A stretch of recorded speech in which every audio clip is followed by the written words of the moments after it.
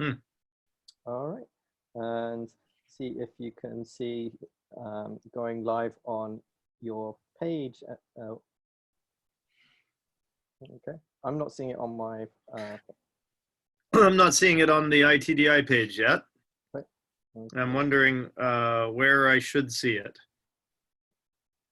Under video usually, hey?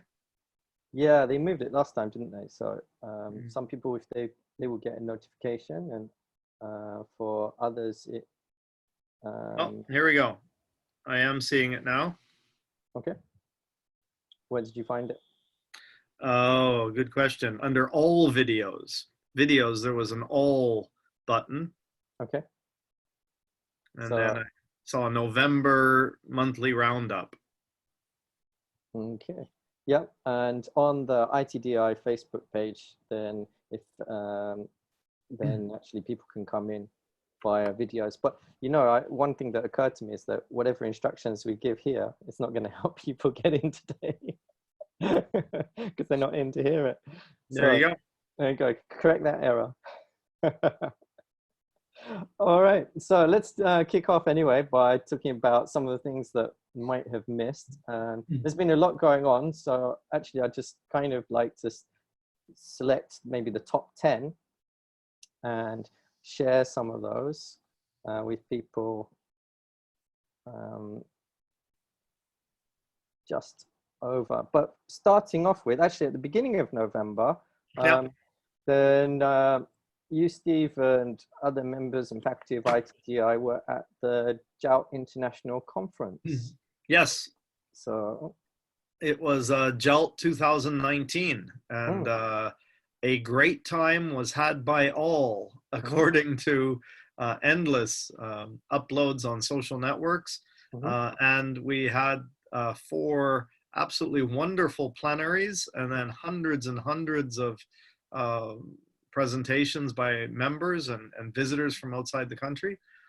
Just to quickly look at, we had David Barker as a lead off, and then we had Donna Brinton in the afternoon on the Saturday. We had Osbi Sako sensei, president of a university in Kyoto, Japan, and then a young learner teacher, Mari Nakamura, those 2 on the Sunday. What was nice was this year we had an innovation in JOLT that only took a number of years to get approval for, but we live streamed the 4 of them, and those are available if you go to the JOLT, JALT.org, ORG page, and you can find those links to those 4 plenaries. And yes, and I'll share the link later too. Yeah, they were pretty good. We got lucky. Brilliant. And so you were co-chairing this year? Yes, with Catherine Littlehale Oki, and we had a great time. It's amazing how panicky we can be off on the wings of the stage. And we had a number of near fatal things happen, but then we'd step out on stage, and both of us somehow got into a Zen state and smiled and kept things going. So we hope not too many people noticed problems that were happening behind the scenes. We had a great time. Absolutely. We missed you being there. Yeah, I was a regular conference goer whilst I was in Japan, and one day I hope to be back. So and then we passed at the very end, we passed it on to the new conference chairs, and they're going to take the reins and lead the conference up at Tsukuba, which is just a short little train ride from Tokyo north, and that'll be happening 2020. Yeah, so I was just reminded a couple of years back as well, actually, is we used to try and do ITDI get-togethers, like we did MASH collaboration get-togethers at conferences and so on. So let's think about doing that for conferences, whether in Japan or elsewhere in the world. And for ITDI community members, let people know when you're going to conferences and share on the wall and so forth. Good chance to meet up face-to-face. Okay. You got 9 more things to get through? Yeah, but they're not as long as each other and so on. Just wanted to give a shout out to one of the faculty members, Jason Levine, who Fluency MC has also been taking the stage, this time actually in in France, where he lives, on Incroyable Talent. I'm not sure how you pronounce that in French exactly, but Incroyable. thank you. And Incroyable France talent. Got Talent. So yeah, if you want to check out the video, it was posted in November the 11th, and it's great, really worth the watch. Yeah, he really hit a home run, because I was worried for him a little bit that I didn't know how it would fit into everything else that we see on Right. France Has Got Talent or all of these other shows, but he really made it work. Yeah, what a reception. So do check it out. So check the video out. It's cool. Okay.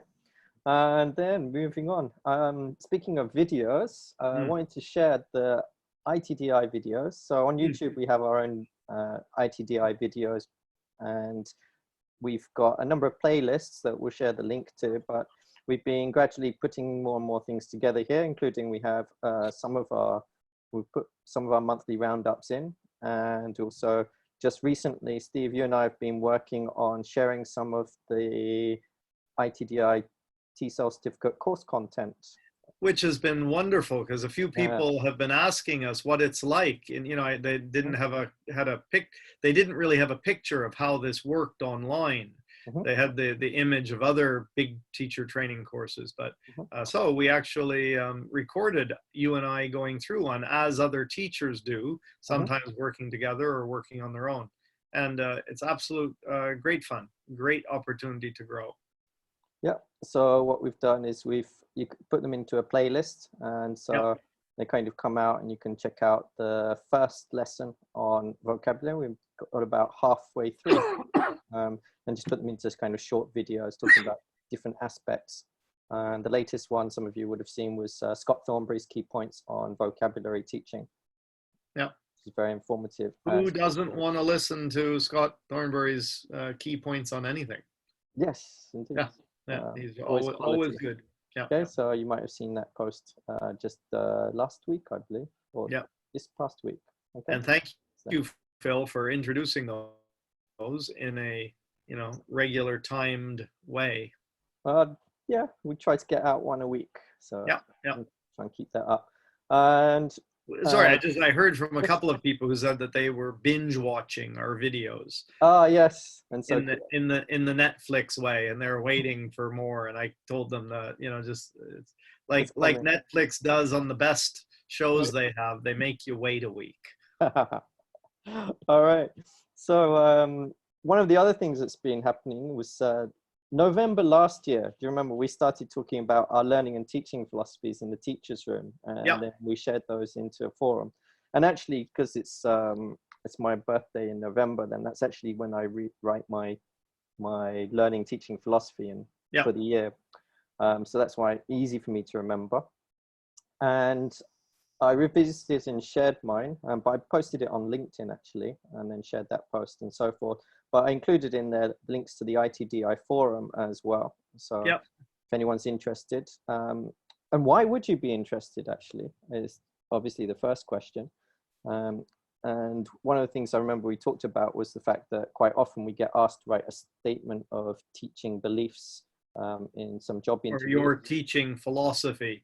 And I'll tell you, I've been on hiring committees over the years, and I immediately go in and see, you check out their name, their picture, their education, where they're working, and then I go and see what they think about teaching, both how they write it, the content and the delivery.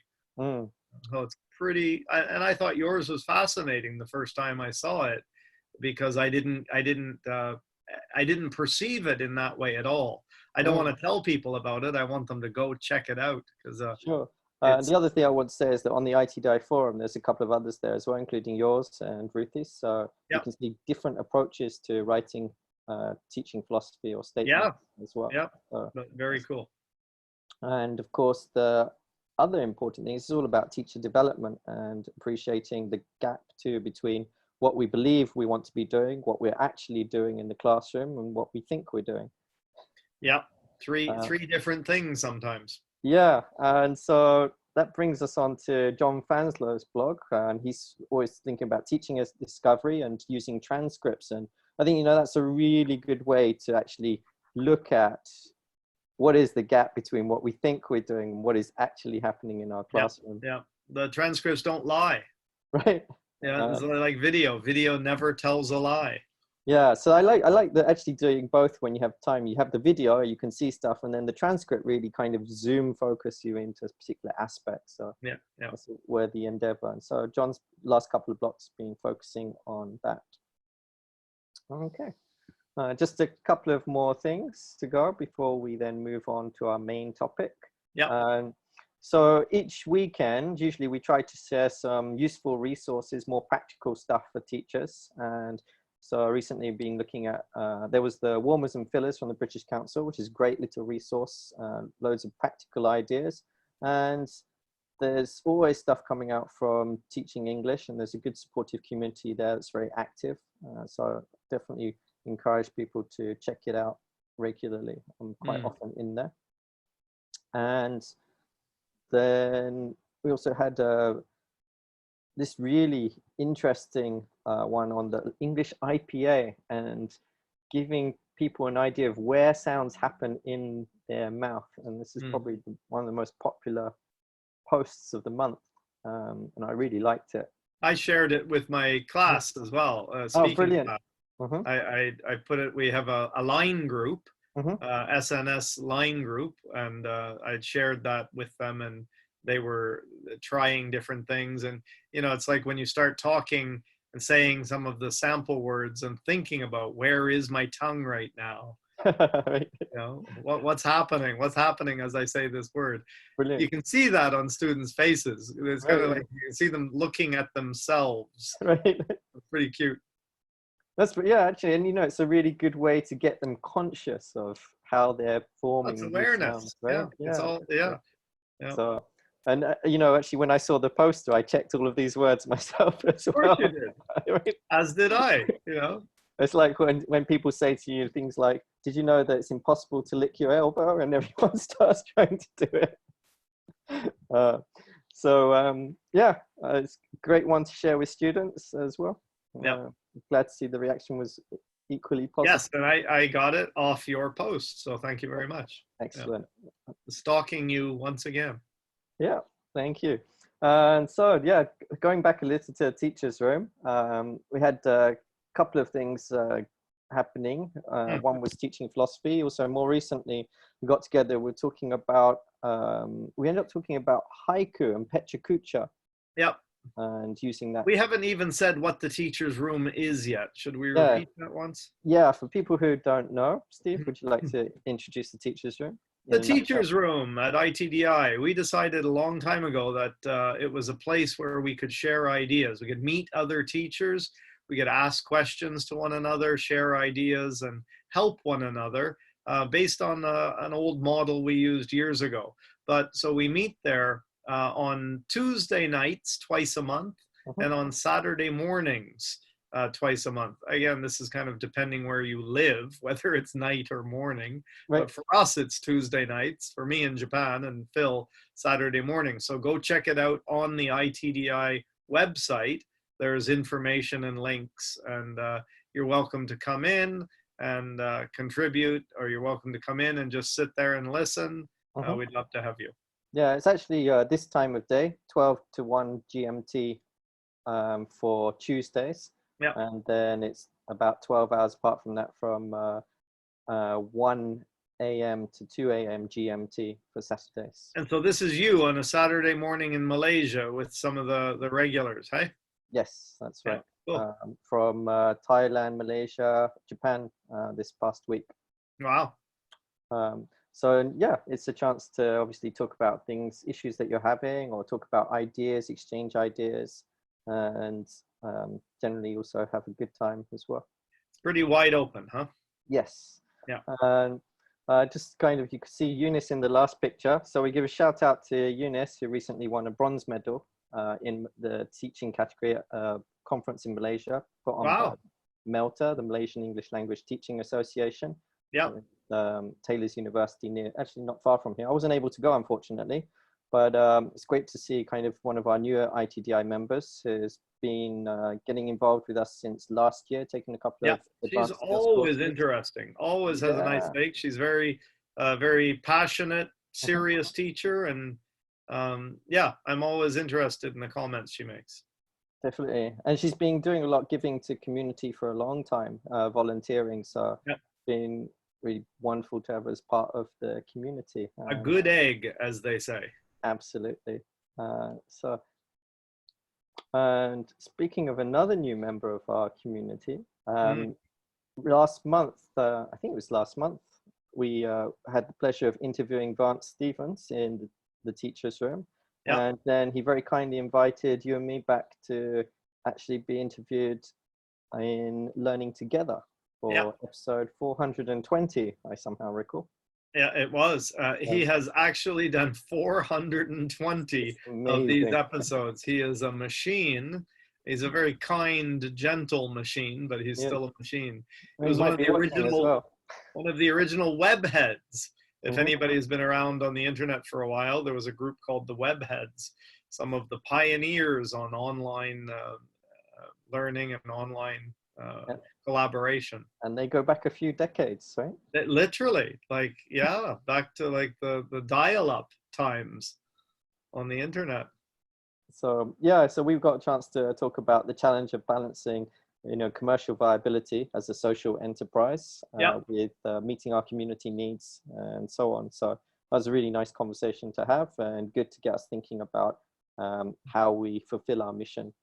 I got a couple of side messages after that from people I know going, that was really interesting. And I don't remember exactly whether it was very interesting or not, but it was for us. But so it was really nice to hear that. We'd like to, if anybody wants to check it out, feel free to bash us or give us kudos or tell us what you think, because that's what we're here for. Absolutely, that's how we learn as well. Yeah, absolutely. Okay, so that is concludes our top 10. Wow. And you thought there wasn't much to put together this month, didn't you? Right, yeah. I wonder how that happened. Originally, I was thinking yesterday, I was like, what have we done this month? And then I guess sometimes when you're doing a lot, it just doesn't always stick, and then you have to look at it. I need that visual reminder sometimes. Yeah. Okay, so let's take a quick scan in the comments. I see that Vance very kindly shared the link to the JOUT plenaries for anyone who'd like to. They're in the comments already. Thank you, Vance. And I can't actually see. I can't see either. I can't see any of the comments. I can't. Okay, I can see the comments. So how do I get to the comments then? I got there. Actually, I put it on desktop on the second screen because I was having trouble finding it on iPad today. But I can see that Barbie is here watching now. Hi, Barbie. And Vance is here and Andy is here. So what I'd like to do, actually, for this part, we're going to try something a little different. Is I'm going to share the link to the room. No.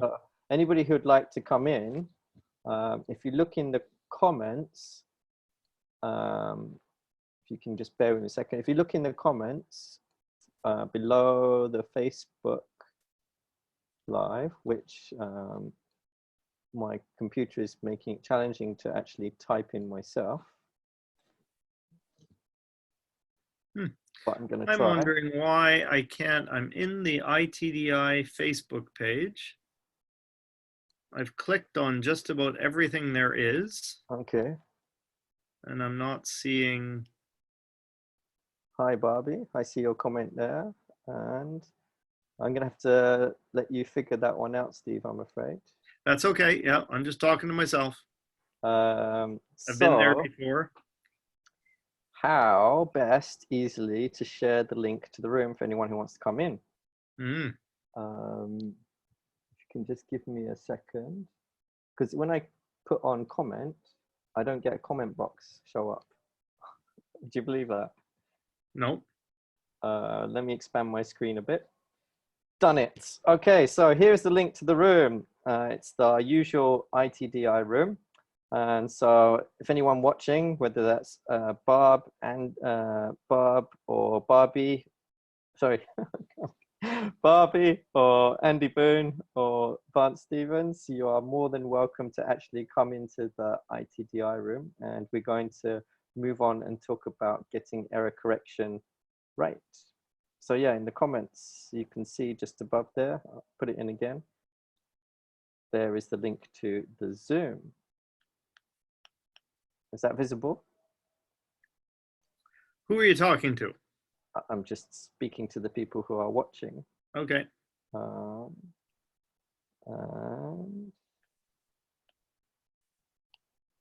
we shall see if anyone ends up in with us. We now have 9 people watching.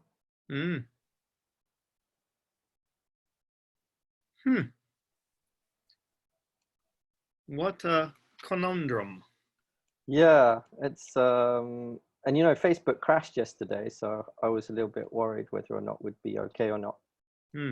Facebook went down, Instagram went down, and Twitter sphere went a little bit nuts. All right, so it is going to work. And hi, Vance, you are muted, but you can freely put your mic on. Okay, I'm just going to give him a second. Yep. Oh, you're on an iPad. Okay.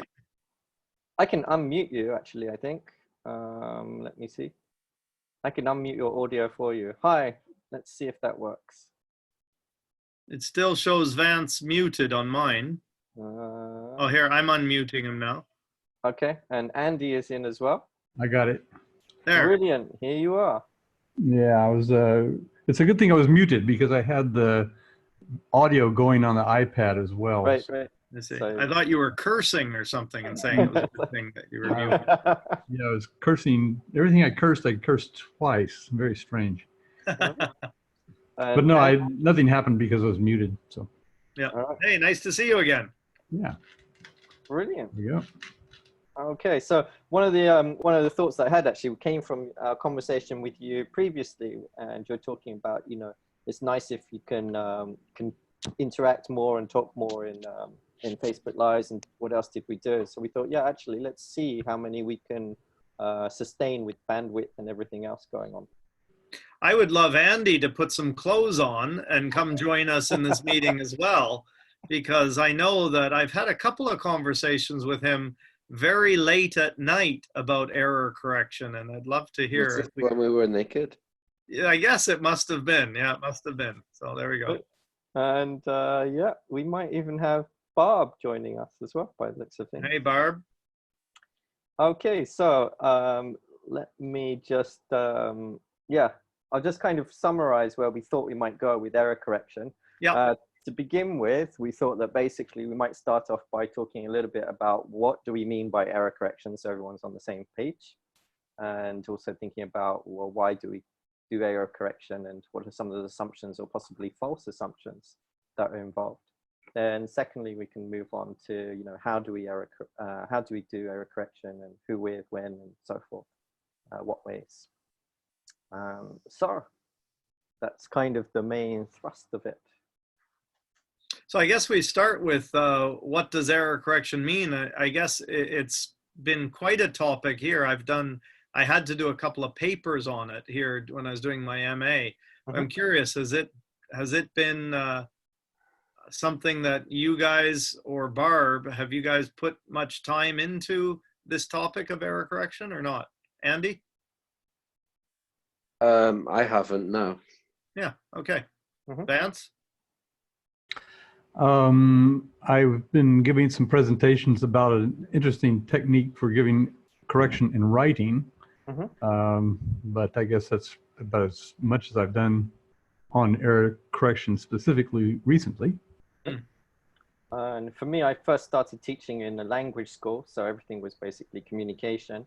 And after various stages of the lesson, we were expected to give some feedback about what students had done well and also what they could improve on, including during like practice stage, whether it was like audio lingual drills on, for example, errors that were taking place there, and using things like finger correction techniques, and also as well as like getting people to reformulate sentences and try and self-correct.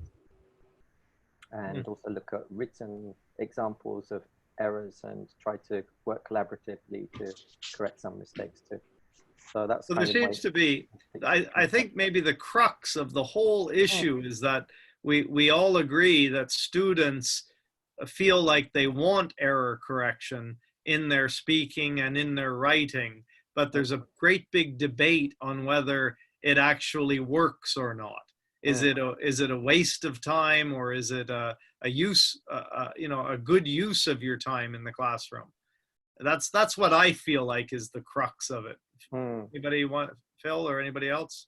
I think if I can come in, it depends on what the activity is. If you're focusing on accuracy, it's going to be you're going to focus much more on error correction. But especially with Japanese students, if you start to error correct during the fluency activity, they've already been overly error corrected in their earlier learning years. Right. So it just stops the fluency. Yeah, so one suggestion is to make a note of things that are affecting communication and do the error correction after the fluency activity. Yeah. Now you just said something interesting, and just that simple point of errors that are impeding, communication or meaning. Yeah. So is that a line that you draw? If it's my mother work on Sunday, there's no problem with meaning there. Well, I mean, you go to I'm trying to remember who it was. Was it Himes who talked about communicative competence? Could be, yeah. If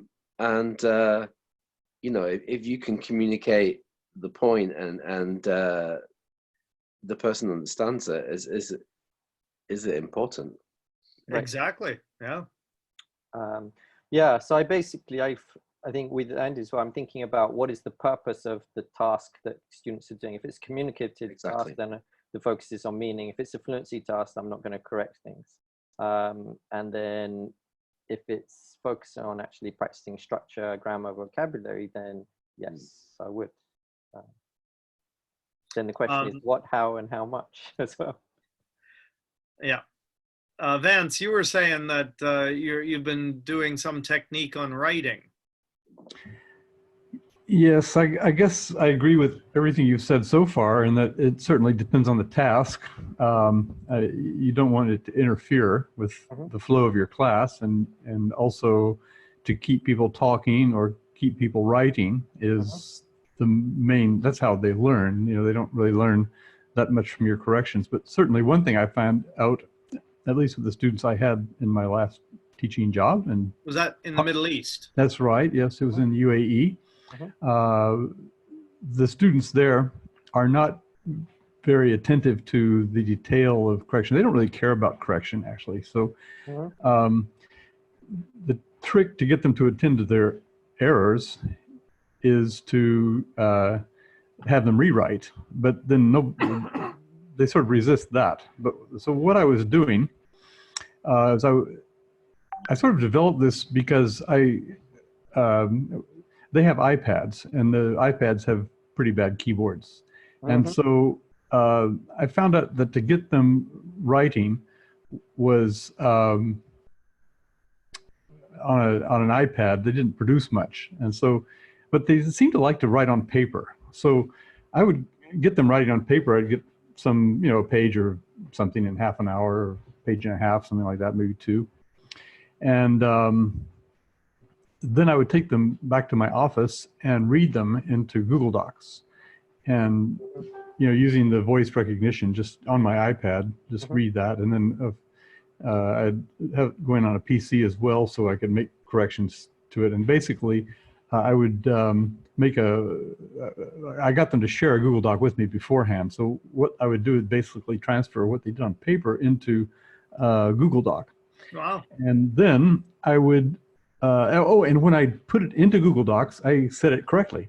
Okay, so I didn't carry over any errors. I said everything the way an English speaker would do it. So before, they might have had a piece of paper with a bunch of red marks on it, which they would sort of toss aside. Now they had something on their iPad, and they didn't want to toss their iPad aside, so they stuck with it. So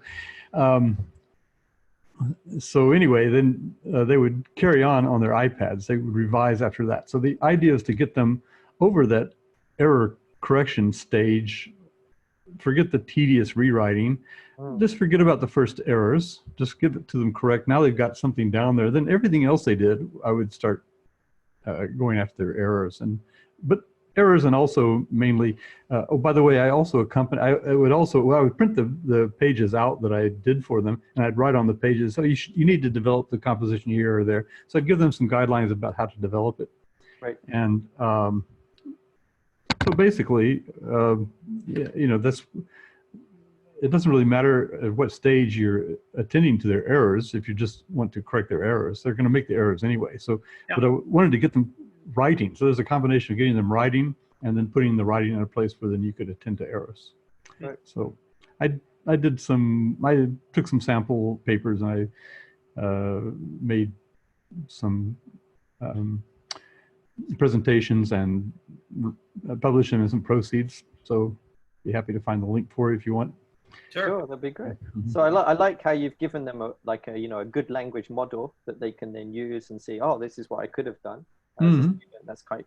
I don't think they've noticed, actually. I don't think they noticed the way they did it versus the way I did it. I just don't think they cognitize that. But the idea is to get them, to keep them going, to keep them. If you're doing speaking, to keep them speaking. Speaking is hard to get feedback in. I don't know. How do you do that? How do you get feedback in speaking? Are you get techniques for that? When I was working in language school for about 5 years, then basically I will sit there. We have small classes, so I can listen to 2 pairs, and basically I will make notes. And if I'm in a bigger class, I will circulate around and make notes on what kind of things people are having trouble with and use that for feedback. Or I will use it for developing future lessons to focus on particular language points that students are having trouble with. I was just going to say, Sorry, just on top of that, I was doing a few years ago is when the smartphones first came out. People were doing speaking activities in class. We do 2 or 3 different topics. They'd choose one that came out best for them. They'd record that on their phones. They'd go home and type it out. And that was to offer them typing, which they needed because they were all taking the TOEFL IBT online tests. So they constantly needed to be working on their typing. So I'd have them type it out, and then they would bring it back in and see if they could find the gap between what they said and then what it looked like when they saw it on paper. They could pick up, maybe 1/3 of the errors themselves. And then, but that was I thought it was a big pain for them to go through, but they seemed to really like it. I was surprised. And then I could do various things with it or do nothing with it, but it gave the option. Yeah, I think it's good because they're motivated to work with language that they produced already. Yeah, it's comprehensible to them. Yeah. So there's nothing worse than being asked to correct stuff that you just don't understand or is too difficult. Yeah. So which we've all done. We've all wasted.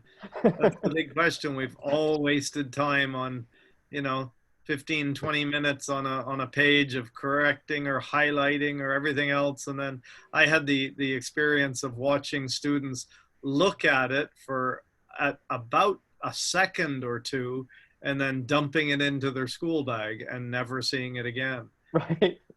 Yeah, sometimes I remember getting stuff back as a kid too. You look at your mark, you might look at what you got wrong, but that's about the most that a lot of students hours and hours of my life. So then this kind of goes us back to the question of, is it worth it or are we wasting our time? And, Vance, you mentioned earlier too that, your students similarly like Steve's sometimes just, it's a cursory glance, right? But if we take activities that can promote noticing, then there's some support to say that if students can notice different language issues, then there's a chance that they can attend to those and then use what they learn, especially to improve writing during an editing process. And this goes back to a little bit between the learning versus acquisition. So people can learn a rule and then use that for editing, but it doesn't necessarily mean that they immediately have it available subconsciously to use in conversation, for example. Yeah, they need to do something in order to process a correction. You know, they can't just look at it or notice it that way. But you could possibly there must be some way to do this. But you could try to track future writings and see if they made the same error, and try to sort of withdraw you might correct it the first time or mark it up the first time, the second time maybe. No, you made this error before. What do you think now? This woman in California, Ferris, Dana Ferris, was famous, and she took that and ran with it, Vance, where she had her students over the course of a semester keep an error log, and so they were all in an ESL environment and in a higher level, studies. And so they literally were trying to eliminate those errors by keeping a vigorous track of them. Okay, I've Googled it. Yeah, Dana, right D-A-N-A, Ferris. Yeah. Ferris. Yes, that's right. Treatment of error in second language student writing. She's done a bunch of books on it. That's been her baby for years. But what was so interesting is she got into this big fight with a professor in Taiwan, John Truscott. And they went back and forth in publications, ripping each other apart for 10 years. And turns out, in my mind, they were both right and they were both wrong. And the main difference being context? Yeah, it was totally. He was in an EFL context in Taiwan, like we have been in, and she was in an ESL context in the States, where everything was different. The motivations, the needs, the desires, the interest, everything. The amount of language exposure and opportunities. Totally. Right? So this I just want to go back a little bit and think about some of the things we've talked about. We talked about kind of some different types of error correction. We have the kind of the direct error correction, where we sometimes where teachers tell students that there is an error, and we might present them with an alternative. Sometimes we give them feedback, like Vance was saying about giving them feedback on what they could improve, and we can also get that feedback from peers doing peer-to-peer correction. So you were just talking about indirect, were you? Direct. Oh, direct. Sorry. Yeah, and then indirect. So indirect is then asking learners to identify and self-correct, right? So you're just highlighting things that are mistakes. Yeah, so this is interesting. Sometimes people highlight or code. Coding is pretty common, right, in writing. And other times, sometimes people may just say, okay, there's something wrong with this sentence, or there's something you could do better. So there may not be an immediate clue, or the hint. That's all based on level as well, right? Yes, and what type of error relevant to their abilities or their language development. So, I mean, in my first year university students, I'd either do coding, error coding. WW means wrong word, or WF means word form, or S. But have you guys done that kind of stuff, Andy or Vance? Yeah, exactly what I do. I get them to do a first draft, then I error code it, and I'm teaching a lower level writing class this time. So, rather than explain like my code G is a grammar or WW is wrong word, I also have a little, I give them a handout with examples. Yeah. So, I saw a student referring to it the other day, which I was really happy about. Yes. And so I error code, right. And then they do a final draft, and then I will correct that draft. And then going back to students actually looking at that, I try to give them time in class when I hand a piece of work back and say, please do look at it, especially as my writing gets poorer as I age, and can you read my writing. But that also slows it down, because sometimes students will raise their hand and go, I can't read this word. And so they've invested some effort or interest in reading what I've written. Right. Actually, and that's one of the things that gets highlighted sometimes in the literature on feedback and students' experience of error correction is sometimes they can't read their teacher's writing, or they don't understand what they're supposed to correct. Right. But working with codes and so on that become familiar to them, I can see like that's been good value in my own context as well. The thing, Vance, do you want to jump in there with anything different or similar that you do? Well, I'm a great believer in Google Docs, and that's my favorite. I've tried other things like Office 365, which one place I worked used, but I found that Google Docs has been the best. And one is, so you don't have to error code so much because you can just highlight something and give them a comment. In fact, you can actually speak that comment, which is also something that happens very quickly. And not only that, but you can put their document on the screen, or you can find some, you can put it at the front of the class. I generally have Google Docs open there, and if I've got a student I'm going to help, I put his document up, or that, his or her, and then I go over to the student's desk with my iPad, and then the student is writing on his or her iPad, and if I spot something I want to comment on, I just highlight that and speak a comment, and so I'm working with the student, and the comments I'm making are coming up on the screen, and the student also is getting the voice comment as if it were an error code, but it's in voice. It says, here, this you need to, you got the tense wrong here, or something like that. But or it could be more substantial. Usually I try to hit things that are a little bit more substantial. You need to give some examples here, or something like that. But so basically you can work with a student. It's really nice though, with that kind of where your iPad is connected to the screen and the student is connected to the screen. You can be with the students, which gives the class a very nice feel. Yeah. So at least it gives the teacher a nice feel.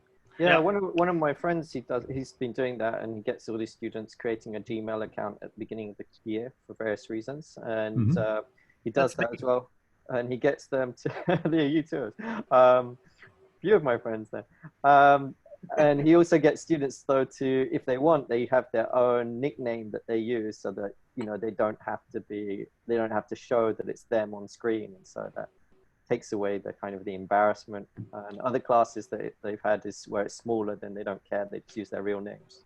So for anyone who's wondering, that's quite a nice little tip that I picked up. Yeah, that's from Colin. Oh, cool. Yeah, I certainly have been using Google Docs for as long as they've been around, and I set up for each student, so I'm the owner of it, so it doesn't like disappear in the middle of the night.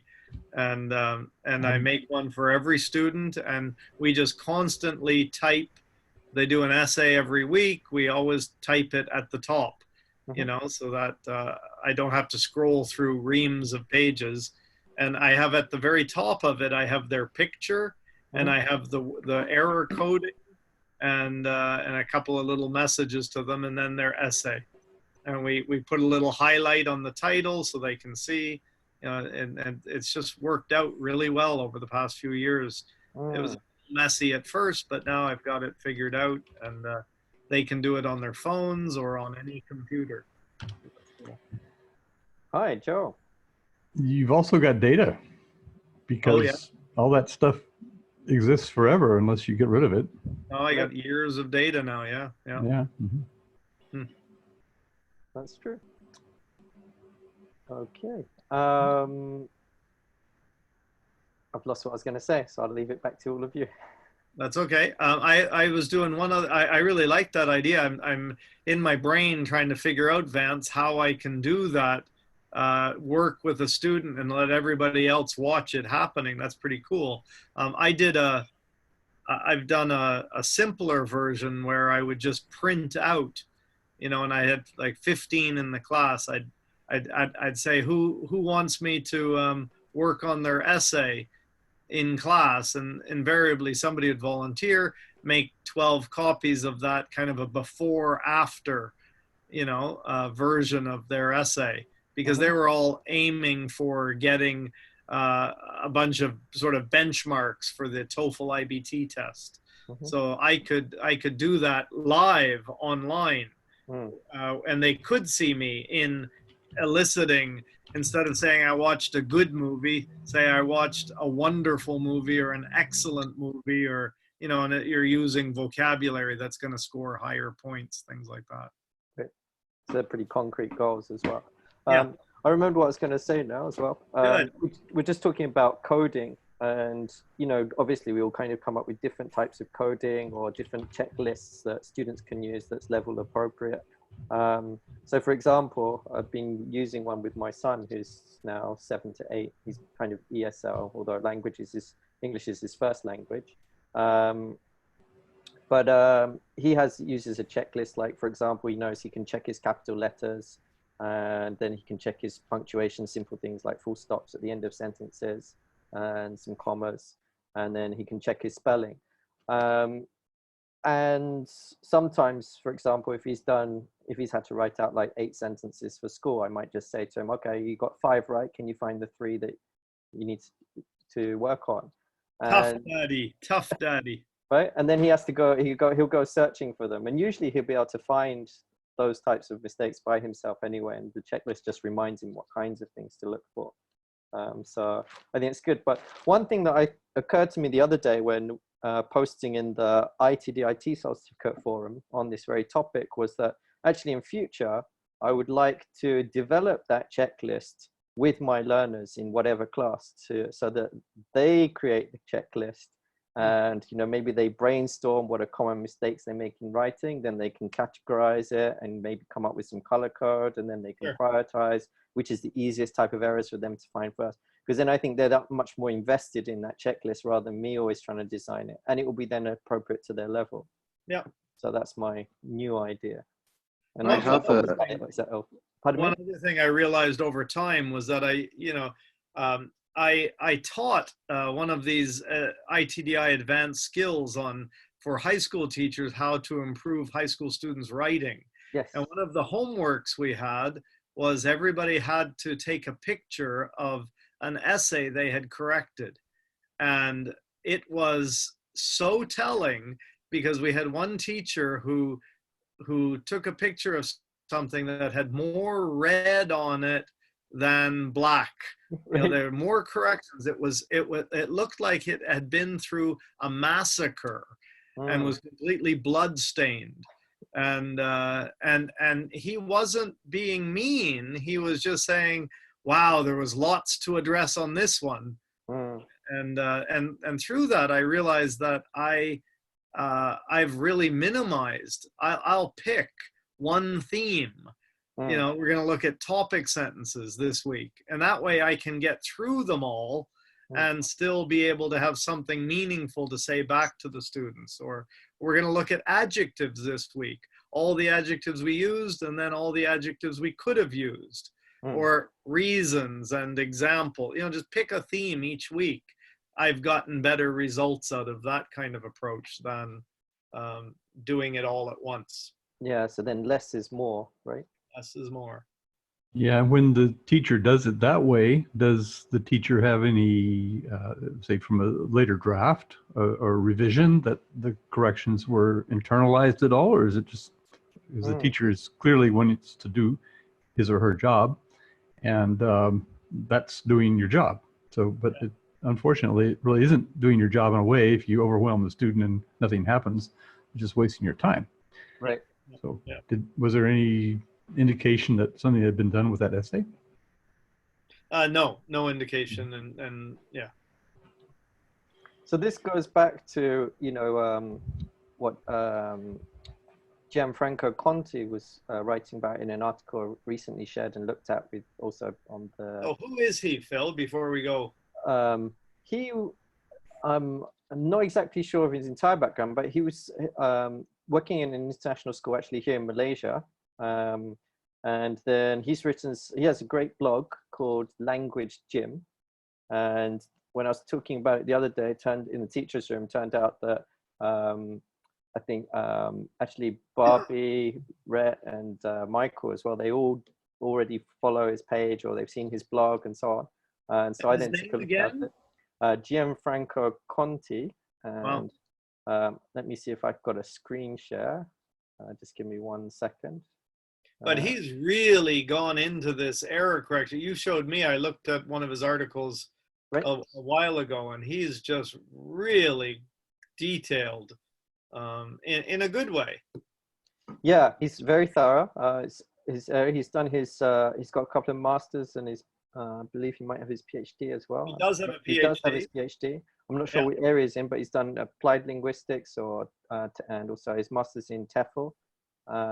And he's also got his PGCE, which is the postgraduate certificate in education for teaching, and just writes very accessibly as well. So this is, sorry, I just realized here, this is his blog here, The Language Gym. And I will share the link that has basically his articles on error correction. And where are you sharing the links? Are you putting them in the Facebook chat? When I will go back as well to this live video recording later on, and I will put all the various links in it as well. I've been putting links in the Facebook chat. Is that where? Thank you. Okay. And this so there's a separate post as well on the Facebook page, the ITDI Facebook page, that has a link to this page on the Language Gym as well. So, and if you're interested in this conversation, we're going to have him. Is it too early to spill the beans here, Phil? No, go for it. Yeah, so Phil made a comment on something that he had written, and they got into a conversation, and Phil invited him to the teacher's room. So I'm going to have a chance to interview him on December 17th and try to get inside his brain and correct it. So yeah, some really good quality articles, a lot of practical stuff, some good advice and good interaction on his blog as well. So let me unshare that now, but we will put the link in also.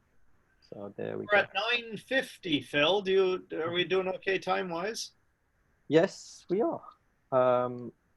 There was so this kind of one of the things that highlights in conversation is, you know, how do we decide what to correct and how much are we correcting, and is it really worth it, or, you know, are we choosing? How do we choose errors that are appropriate to learners' stage of development, and will they take it on board, like you were talking about Vance earlier? And one of the things that I think Conti was highlighting in an article I read last week was that, you know, there's two things that need to take place. One, that learners need to be able to understand the error that's going on and wants to improve on it. And then secondly, put the time in to work on it so that actually the learning takes place.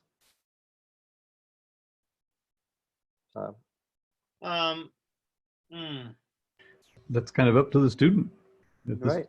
You know, if you want to learn to write in a foreign language, then you want someone to correct your errors, and you need to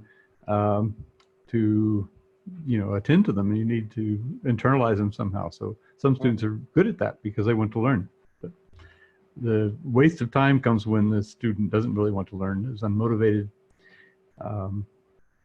or there's a miss somewhere, I suppose. Maybe you're not hitting the student in the right, in a place where that particular student will internalize it. So it's their personality and yours.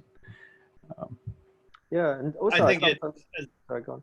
Go on. Sometimes I notice it's a part of the education system. So for example, when I was in Japan and I first started teaching in university, I was very surprised that students have a lot of classes, but they don't really expect to have homework or do work out of university.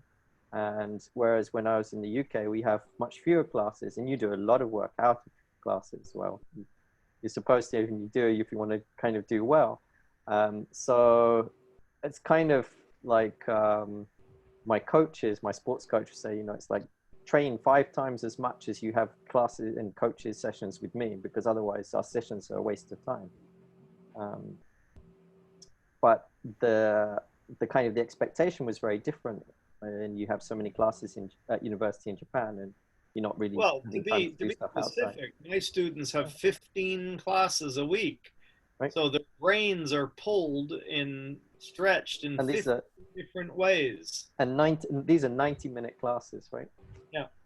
And then they have part-time jobs. They're just in a constant state of reaction, and not really thinking. It's what do I got to get done next? What do I got to, and it's a treadmill they're on.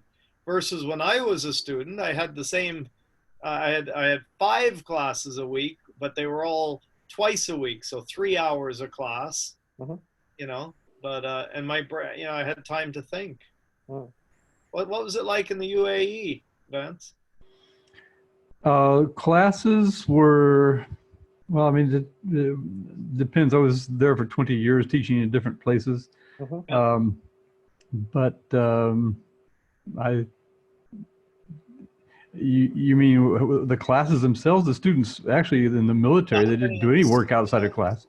Okay. How many classes did they have? Did they have like in Canada, we had 5 a week, and in Japan they have 15 a week.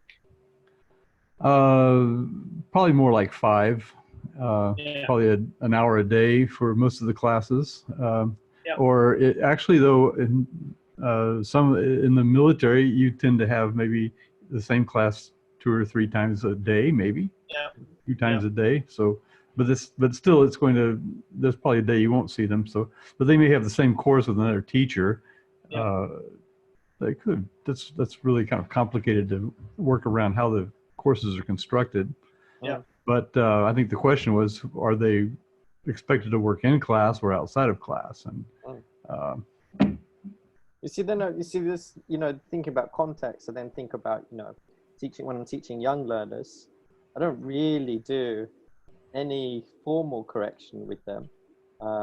Teaching like kind of very young learners or young learners, we just kind of work on language development, and errors are very much forgiven because they're just part of the process, and we just continue to use language as much as possible, recycle language, and get as much opportunities to enjoy, whether it's through games, songs, and so on. So I wonder whether when we then go on and teach older kids and adults, whether why do we change that so much?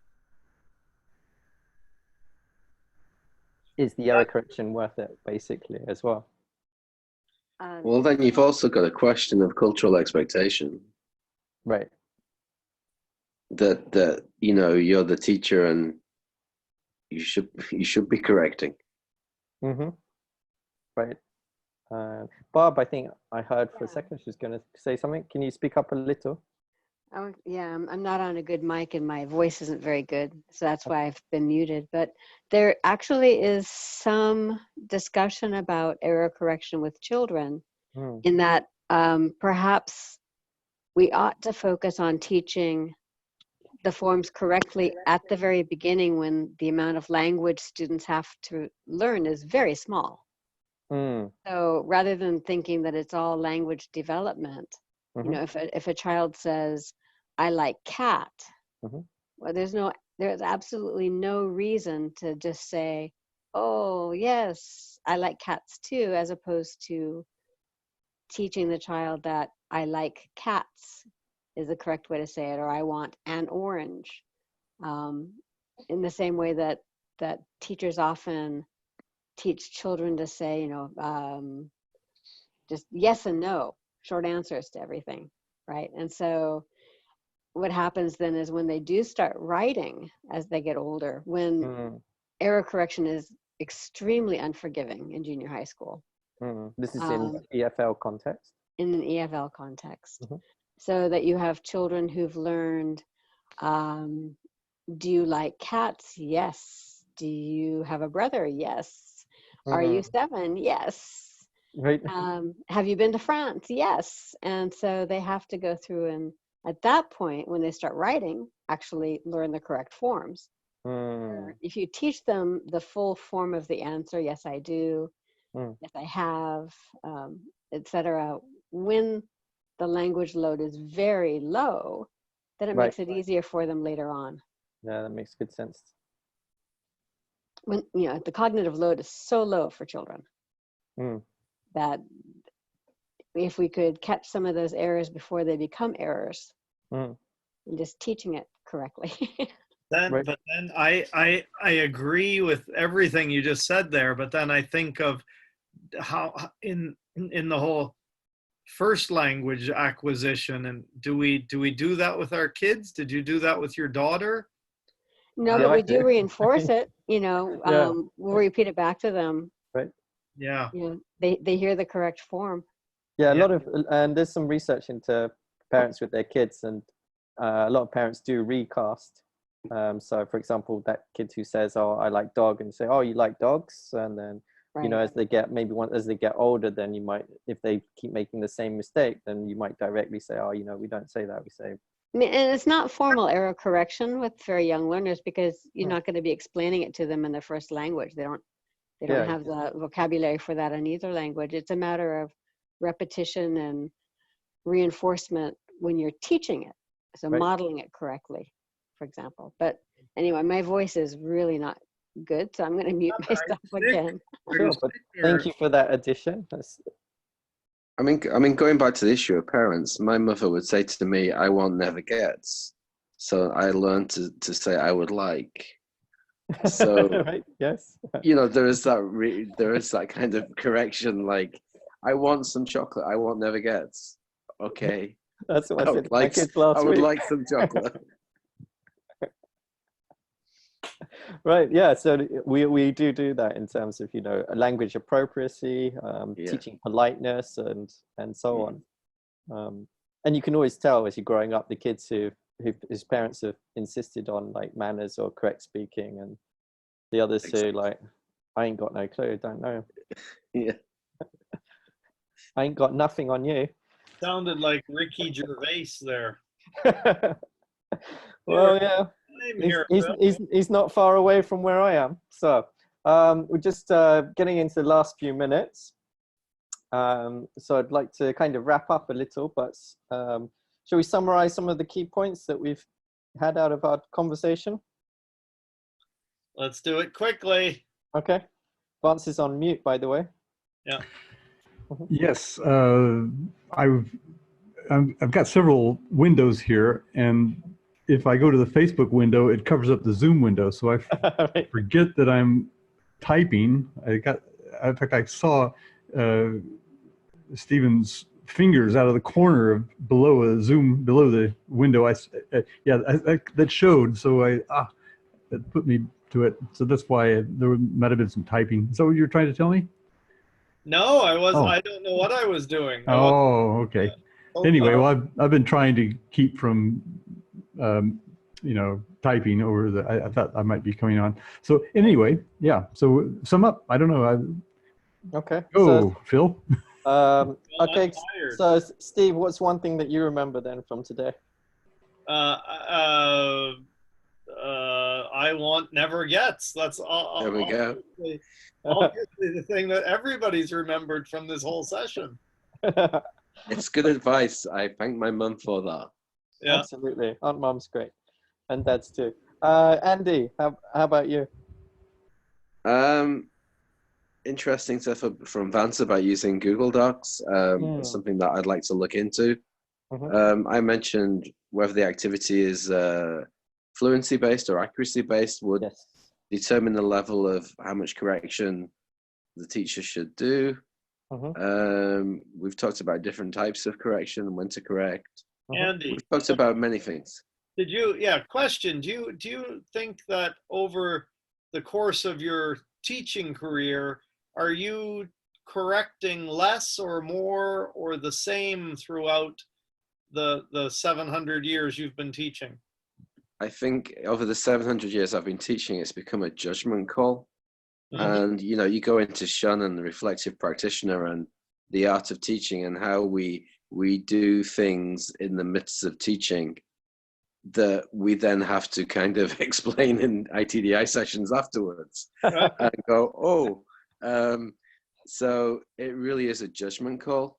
Like sometimes you'll jump in and go, hang on, you Right. know, you don't like cats, because if you like cat, that means you're eating them.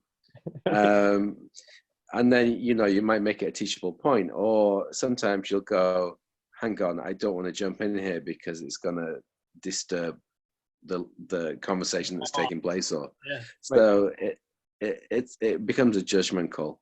And so that's happening more as you get into your 800th year. Yeah. As I become like Bilbo Baggins. I think I'm trying to think of an example today, because I taught 2 classes today. Did I do any error correction? I did one where the girl said, "I take on the bus," and I mind her taking. Yeah. And everybody, it was a great moment. Yeah, take on the bus. You know. I remember when I used to work at the conversation school, and of course we used to socialize with the students. And one of the students says, "Can I borrow your toilet?" Because I was having a home party. "Can I borrow your toilet?" And I said, "No, because I'll need it tonight." And you know, so you get these wonderful moments where they're memorable. Yeah, you make mistakes and you learn from them. Yeah, and I think, you know, actually as a newer teacher, thinking about, you know, different people watching as well, then as a new teacher, it's kind of quite formalized for me. Okay, I do this, then I give some feedback and correction. I do this. With fluency, we don't give feedback and so on, and it's just practice and so on, right? And that makes it manageable as an early teacher. You know when you're doing something, and you know what you're likely to focus on and what type of area you're going to focus on. And then obviously as you get more experience, then you're able to consider different things about students' motivation or how they might react to it. How do they feel about being corrected and in what situations? So I think I correct less now than I did early on. Can I use an analogy? I've just thought of one. Yes. Error correction is like selling cars. You see, you see the customer, and you know, as going back to the judgment call, you know whether to step in and go, "Can I help you? Are you interested in this car?" Or, you know, just to let them keep looking and don't interrupt, or you won't make the sale. Right. So maybe we're all car salespeople. Right. Whereas that young car salesperson comes in and tries to tell you all the specs of the car right away. Yeah, I've got to make the sale. I've got to make the sale. Come on. Right. Oh, this isn't the one you want.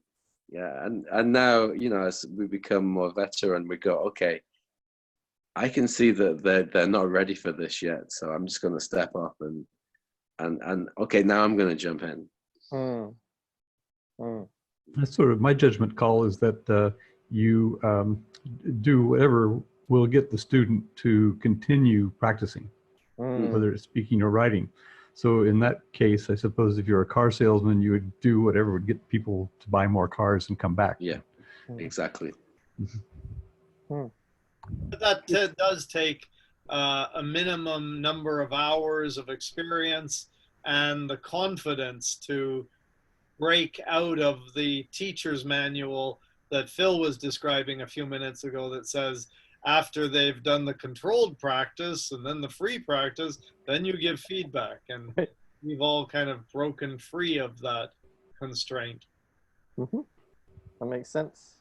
I think when you're actually teaching, you forget about the manual anyway, or hopefully you do. Well, I think I didn't for too many years at the beginning. I did all those exercises in the textbooks that I hated because it was the next exercise to do. And I thought that's what I was supposed to do. Yeah, well, we all do that at the beginning. Yeah, we're not quite teachers at that point. Exactly. Right. Yeah. So what you're saying, Steve, is that you learn from your errors. Oh.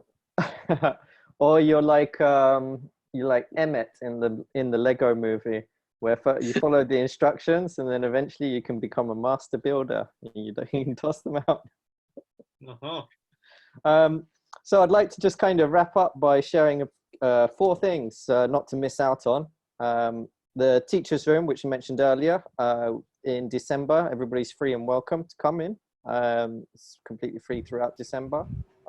We'll be there on Tuesdays and Saturdays, except Tuesday the 14th there won't be a session because I'll be on holiday in Japan. You said, Tuesday the 14th. Sorry, Saturday the 14th. Thank you.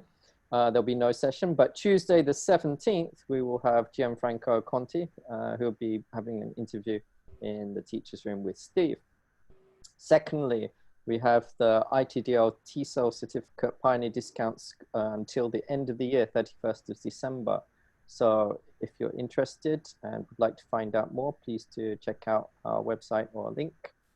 And then the ITDI blog, which didn't come out this last month, but will be back soon. So please be patient with that as well.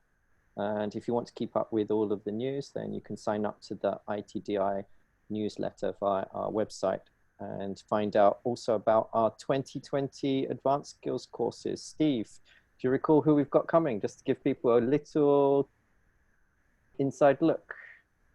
I believe Vance, we're expecting you in 2020. Tough question at this time of night. Yeah. So Vance is one of them. Yeah. So later in the year, maybe around September, Vance Stevens will be doing an advanced skills course with us. And at the beginning of the year, I think we have David Klug in February, looking at performance in ELT. He's from a drama background. Klug or Kluge? It's Kluge. Okay, thank you, Kluge. There we go. Right. And then Marcos Benavides will be looking at task-based language teaching, instruction, assessment, and course design in March. Yeah. So absolutely brilliant kickoff. And the brilliance just continues with Catherine Billsborough back again for creating ELT 2020. And there's a number of people who were a bit sad they couldn't make it this year. So creating ELT materials, right? Yes. Yeah. And then that runs in very well to Dorothy Zemack's class in July on self-publishing in ELT.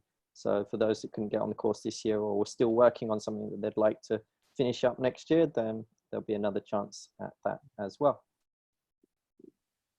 Okay, so that's about everything. Thank you very much for coming tonight. Thank you. Thank you. All right. Yeah. Cheers and good night. Good afternoon. Okay. Have a good day. Good night. See you. Good night.